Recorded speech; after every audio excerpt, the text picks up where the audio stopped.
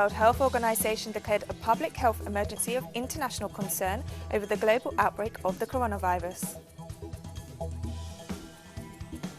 The US announced new sanctions against Iran just hours after a bill was passed to restrict Trump's powers to launch military actions against the country.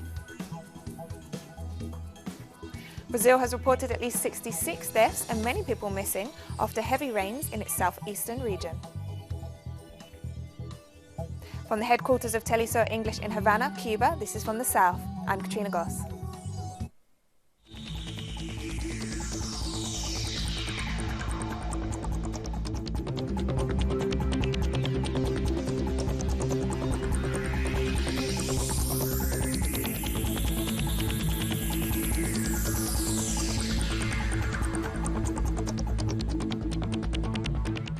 The World Health Organization has declared a public health emergency of international concern over the global outbreak of the coronavirus due to the possibility that it could spread to countries with limited capacity to deal with such a situation. I'm declaring a public health emergency of international concern over the global outbreak of novel coronavirus. The main reason for this declaration is not because of what is happening in China, but because of what is happening in other countries. Our greatest concern is the potential for the virus to spread to countries with weaker health systems and which are ill-prepared to deal with it. And the number of confirmed cases of pneumonia caused by the Chinese coronavirus has risen to more than 7,000. At least 82 cases have been confirmed outside of the Asian giant. On Thursday, France announced a 6th confirmed case of the new strain of coronavirus and the first person-to-person transmission to a health professional. The death toll due to the virus currently stands at 212.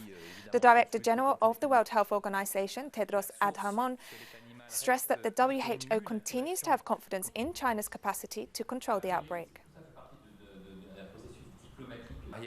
And China reported this Thursday the largest number of coronavirus deaths in a single day, deepening global fears as more cases are confirmed overseas, including 3 Japanese patients evacuated from Wuhan city.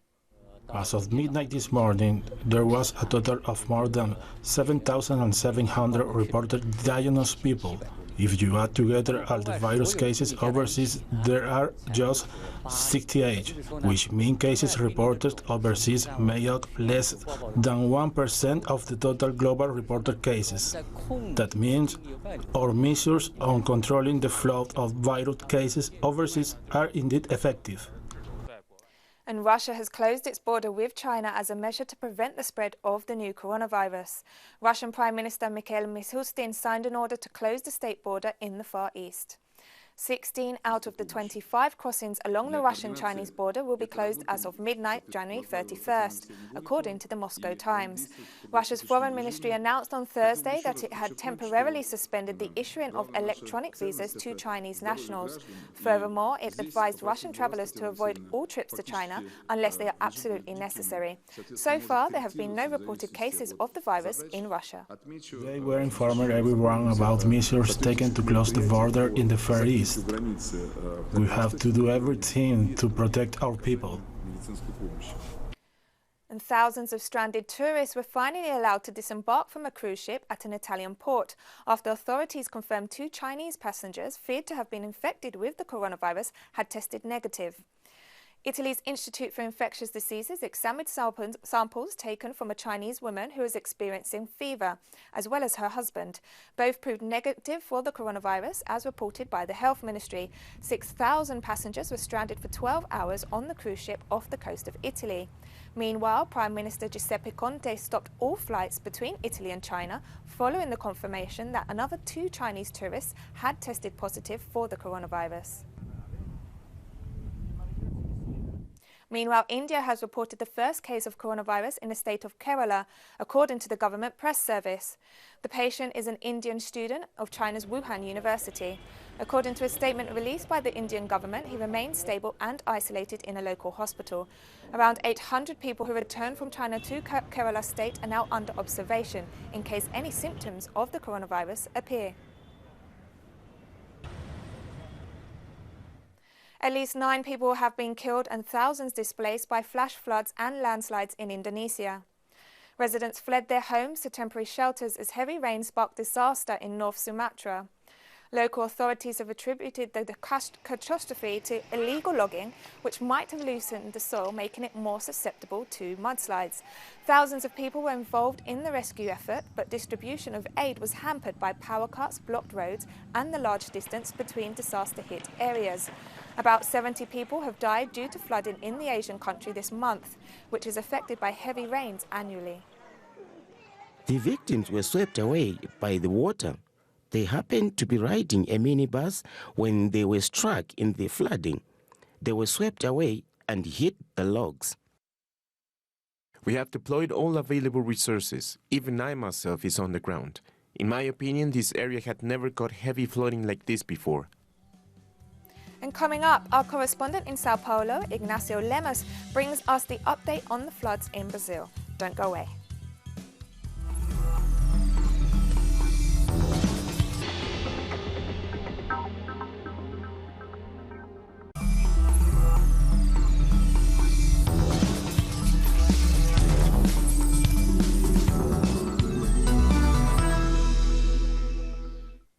Welcome back. Brazil has reported at least 66 deaths and many others missing after heavy rains and flooding in its southeastern region. The rains have forced more than 80,000 people to abandon their homes in the states of Minas Gerais, Espírito Santo and Rio de Janeiro. Social movements note the flooding has been more intense due to the collapse of mining dams in the region in recent years. Streets were flooded and cars swept away in Brazil's third largest city, Belo Horizonte, following the worst storm on Tuesday night. January has been the wettest month in Brazil for over 100 years. After the collapse of the dams in Fundão and Feijão, specialists have studied the river and say these floods are much worse than previous ones. But the data shows this clearly, where with a smaller rise in the level of the river, the waters spread much further into the houses than before. In the floods of 2013, so we are demanding that the justice system acts to hold the Vale mining company responsible for making this flooding worse, and that it pays compensation. And our correspondent in Sao Paulo, Ignacio Lemos, has more. The rains have eased in Minas Gerais, which is where most of the deaths have occurred and where the largest number of people have been forced from their homes by the floods over the last week. However, sporadic rains are expected to continue for the rest of this week and next. One of the main concerns now is the large number of people who have lost their homes or been evacuated. The latest numbers are 55 dead and 1 person disappeared in Minas Gerais, with 55,000 who have had to abandon their homes just in that state. There are 101 towns and cities in a state of emergency. In the neighboring state of Espírito Santo, there are 9 dead, 1 disappeared, and nearly 3,500 homeless. While in Rio de Janeiro state, the numbers are 2 dead, 8 cities in a state of emergency, and 16,000 displaced. There are also accusations over the effects on the rivers of the collapse of the dams at Brumadinho in 2019 and Mariana in 2015. The movement of those affected by dams, the MBA, has given a news conference at the Legislative Assembly in the capital of Minas Gerais, Belo Horizonte. They accuse both government institutions and the Vale Mining Company of failing to respond to the situation. In particular, they refer to the contamination of the rivers Doce and Parapeba by the mining operations of Vale, which they say have aggravated the flooding, affecting not only tens of thousands of people, but also large numbers of livestock in this agricultural region. The president of Venezuela, Nicolas Maduro, stressed that despite being willing to restore consular relations with Colombia, President Ivan Duque maintains a stubborn and ideologically extremist position over and above the interests of the two countries. Yesterday, I made a proposal that we should open consular relations. I'm ready to open Venezuelan consulates in Colombia. International relations, diplomatic ties among neighboring nations cannot be governed by ideologies, by ideological extremisms. They have to be governed by states' interests. Tienen que regirse por intereses de Estado. Tenemos que ser estadistas. We have to be statesmen, view the state over all party or ideological differences. And President Duque falls into ideological extremism. Extremismo ideológico. and puts his party interest over the interest of Colombia and Venezuela. Pura justificación.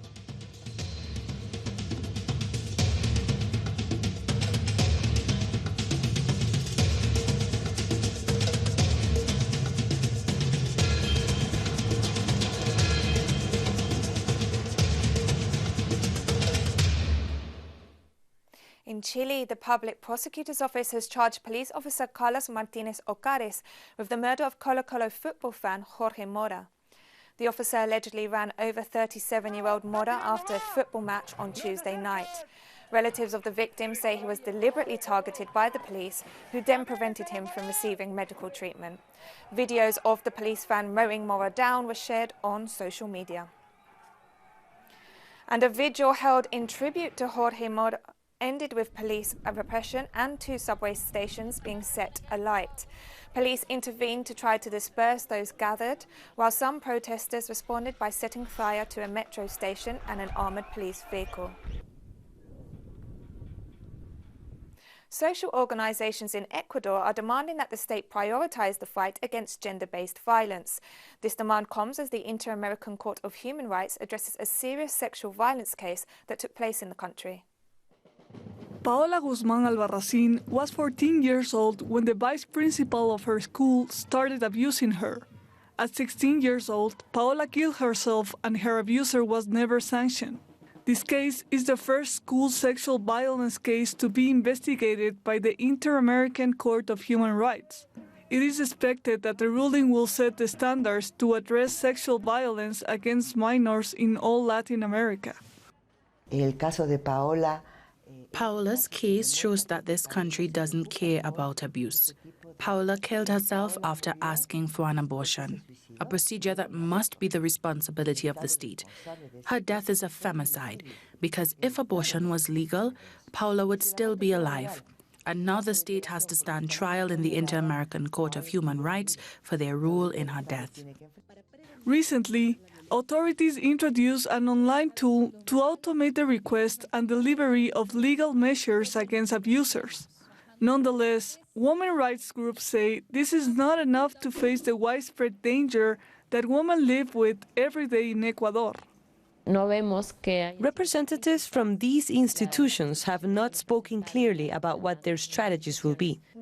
On top of all of this, recent investigations have revealed that in 2019, a femicide was committed in Ecuador every 71 hours. We are concerned that the state has different figures and avoids treating gender-based violence with the concern it deserves. We closed the year with 106 murdered women. 66% of them were raped by people close to them. I refer to this because it's important to say that gender-based violence is not only an issue in the streets, but inside homes as well. According to the prosecutor's office, during 2019, 65 femicides took place in the country, figures that vary greatly from those shared by women rights organizations. These activists also say that the state must reevaluate their public policies to curb gender-based violence, in particular after implementing budget cuts that will further endanger those most vulnerable. Mexico has deported scores of Central American migrants who were arrested after they forced their way through a police blockade and headed for the United States. Around 500 men, women and children who were part of the caravan scrambled over a rusty metal fence and surged into a concrete riverbed heading towards San Diego on Sunday. Mexican authorities confirmed 98 arrests of migrants, claiming they were instigators encouraging members of the caravan to illegally cross the border. It was the first time I made the journey. Now I'm asking people to not to try it, because the situation with crossing the Mexican border is tough. I ask mothers to not take their children, because it's tough to see a child on the journey under the burning sun.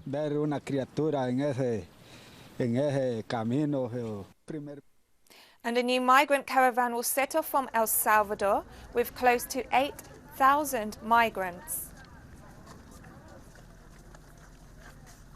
who are trying to reach the United States. It is expected that the caravan will arrive to Mexico's southern border by this weekend. Activists say that Mexico's strategy to stop migration flows violates human rights. And Dominica is set to build a new international airport. Prime Minister Roosevelt Skerrit has assured landowners that the funds will be dispersed soon for the construction of the new facility. Skerrit has also expressed gratitude to China for its assistance in the project. And so I want to thank the government of the People's Republic of China for this and for their commitment to financing it, because we all know that it would be impossible for us as a nation to finance the airport by ourselves. And so to have a friend and a developing partner like China, you know, who's committed to assisting us with the construction of the airport is certainly a wonderful gift to the people of Dominica. The NGO Jamaica Aid Support for Life has called for a broader definition of sexual harassment to include stalking and harassment in the streets.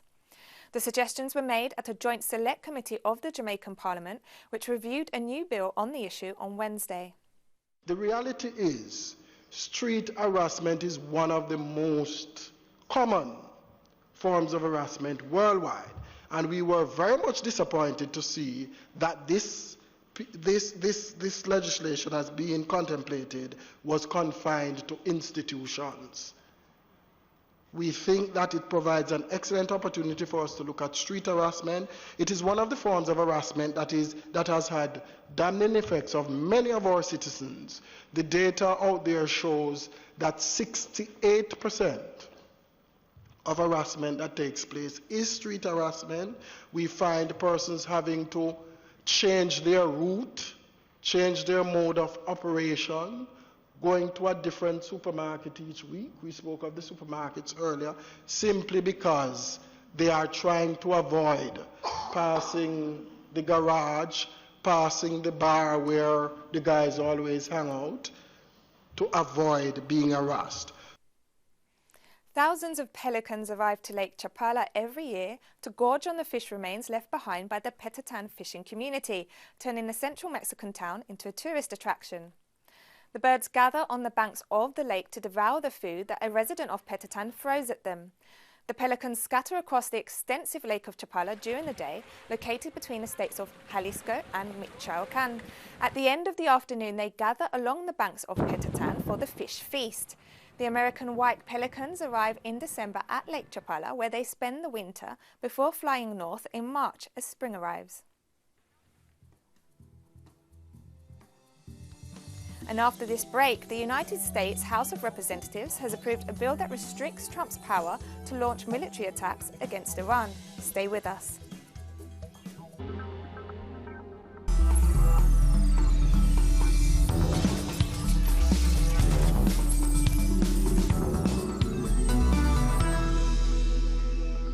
Welcome back. The US pressure campaign against Iran continues.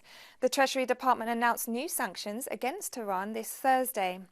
The sanctions apply to the Atomic Energy Organization of Iran and its director, Ali Akbar Salehi. The new sanctions come amid heightened tensions between Iran and the US since Trump unilaterally withdrew from the 2015 nuclear deal between Iran and world powers. And meanwhile, the United States House of Representatives approved a bill this Thursday that restricts the power of President Donald Trump to launch military actions against Iran. With 288 votes in favour and 175 against, the bill prevents the Department of Defense from providing funds for military action against Iran without the prior approval of Congress. The move comes just weeks after President Trump green-lighted a US drone strike that killed a top Iranian general and led to increased tensions with Tehran. The first question and answer session of the impeachment trial against Donald Trump ended on Wednesday in Washington after the first clash between House managers and the Trump legal team. During the 8th full day of the impeachment trial against Trump, Congress members and White House lawyers answered the questions of 100 senators. The questions were focused on the alleged withholding of millions of dollars in military aid to Ukraine in exchange for an investigation into Hunter Biden, son of former Vice President Joe Biden. On Friday, senators will decide whether to call witnesses or to move to a vote on Trump's acquittal. Trump's legal team warned that if the Senate votes to call witnesses, it would change the nature and scope of the proceedings and could lead to court challenges that would draw out the trial. Chief Palestinian negotiator Saeb Erekat has condemned US President Donald Trump's controversial peace plan that would give Israel the green light to annex key parts of the occupied West Bank. He also accused Israel of committing war crimes during a press conference in Ramallah. Erekat described the plan as historic madness and reported that Palestinian President Mahmoud Abbas had written to Israeli Prime Minister Benjamin Netanyahu threatening to cut off security coordination if Trump's plan goes ahead. Meanwhile, Russian President Vladimir Putin met with Netanyahu today in Moscow to discuss the US Middle East peace plan set to be implemented in June. And Palestine's ambassador to the United Nations, Riyad Mansour, has announced that President Mahmoud Abbas will request that the Security Council pass a resolution to condemn Trump's Middle East peace plan. These consultations will be culminated in a visit by President Abbas within the next 2 weeks to the Security Council, in which he will put before the entire international community the reaction of the Palestinian people and the Palestinian leadership against this onslaught against the national rights of the Palestinian people by the Trump administration. And we will also be consulting with everyone to hopefully by that time we will have agreement on a text that the Security Council will vote on it. Greece announced it wants to install a floating barrier in the Aegean Sea to deter migrants from arriving on its shores. However, the UN Refugee Agency has stressed that refugees fleeing conflict have a fundamental right to seek asylum and safety and should not be hindered by barriers. Greece wants to install a 2.7-kilometre-long net-like barrier in the sea off the island of Lesbos, whose Moria migrant camp is operating at 6 times its capacity. Boris Cheryskrikov, a UN Refugee Agency spokesperson in Athens, said speeding up the asylum process and a faster transfer of migrants from islands to the mainland and the rest of Europe would help Greece to deal with the huge numbers in overcrowded camps across the country. On Thursday, migrants and refugees, mainly women and children, staged a protest over the deteriorating conditions in the Moria camp, asking to be transferred from the island. Greece has to have fast procedures to ensure that people are given access to asylum quickly when they need it, and for those that should not stay and they have no legitimate right to stay, that they can go back. Then there's the element of solidarity. We have 41,000 people on the islands, and that needs to be shared by other regions in Greece, so solidarity within Greece's regions, but also with EU member states. And the NGO rescue vessel Open Arms has rescued 282 people in the Mediterranean Sea within a week and is now waiting for authorization to dock. On Wednesday, Open Arms rescued a small vessel in danger carrying 45 people in poor physical conditions, including an injured 5-year-old boy. Those rescued include at least 3 women and 38 unaccompanied children from South Sudan, Gambia, Senegal, Chad, and the Central African Republic. The Open Arms vessel is the only rescue boat in the Mediterranean at this time and has performed 4 rescues since Monday. The NGO ship has requested authorization to take migrants to safe harbour. Former Ivory Coast Prime Minister Guillaume Soro has announced his intention to run for president in the upcoming elections. Soro, who is living in exile in France after falling out with the current government due to allegations of treason, said he will return to his country to stand in the elections. Soro was Prime Minister from 2007 to 2012. He later became President of the National Assembly before quitting in 2019. I am a candidate for the presidency of the Republic of Ivory Coast, first of all because I love my country.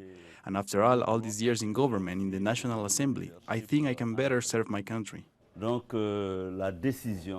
And we've come to the end of this news brief. You can find these and many other stories on our website at telesurenglish.net.